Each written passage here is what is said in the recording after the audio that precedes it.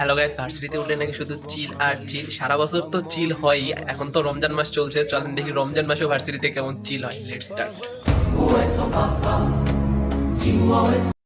Class ছিল সকাল 9টার দিকে এবং আমি 8:40 ঘুম থেকে উঠি এবং নিজের আরামের বিছানা ত্যাগ করে চলে যাই ফ্রেশ হইতে।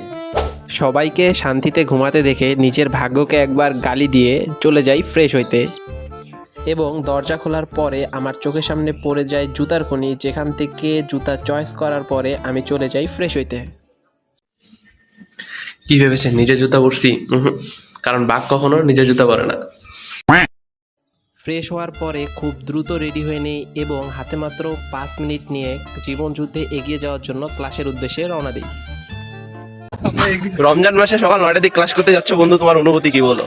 এই তো সকালে উঠলাম ভাই, অবস্থা খারাপ। আর এগ্রিকালচারে করবো না, আমি কালকেই বাড়ি চলে ভার্সিটিতে যাবো। শুধু চিল আর আমি চিল। কালকেই বাড়ি যাবো। पहाड़ों के ऊपर जंगल के पार देखो कौन अपने शहर आया यार, निंजा हथौड़ी अपने घर आया यार, बड़ी बड़ी आंखें और मुंह है छोटा सा, सिर पे ফাইনালি পাহাড় পর্বত পাড়ি দেওয়ার পরে অবশেষে ক্লাসরুমের সামনে গিয়ে পৌঁছাই এবং কিছুক্ষণের মধ্যে গেট খুলে দেয় এবং রেস শুরু হয়ে যায়।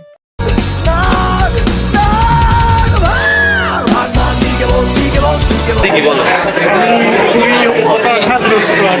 বন্ধু, ভার্সিটিতে নাকি শুধু চিল আর চিল? প্রচুর চিল, মানে খুব chill না? স্ট্রাগল করে ঢুকলাম। হেভি চিল। এরপরে সিআররা সবকিছু ঠিকঠাক করে নেয় এবং কিছুক্ষণের মধ্যে ক্লাস শুরু হয়ে যায়।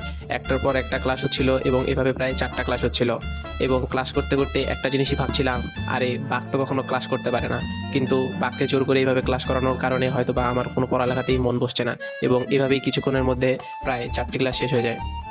4টা ক্লাস শেষ করার পরে নিজেকে অনেক মেধাবী মনে হচ্ছিল এবং কিছুক্ষণের মধ্যেই আমাদের দুপুরের পরে যে প্র্যাকটিক্যাল ক্লাসটি রয়েছে সেটি ক্যান্সেল হয়ে যায় এবং আমরা মহা আনন্দ নিয়ে ক্লাস শেষ করে রুমের দিকে ফিরতে শুরু করি। ফাইনালি রমজান মাসে সকাল 9টা থেকে দুপুর 1:30টা পর্যন্ত টানা ক্লাস করার পরে তারপরেও আবার হচ্ছে কথা, আজকে ক্লাস ক্যান্সেল হয়েছে, না হলে দুপুর 3:30টা পর্যন্ত ক্লাস থাকতো। এখন বলেন ভার্সিটিতে কেমন চিল আর চিল? টাটা।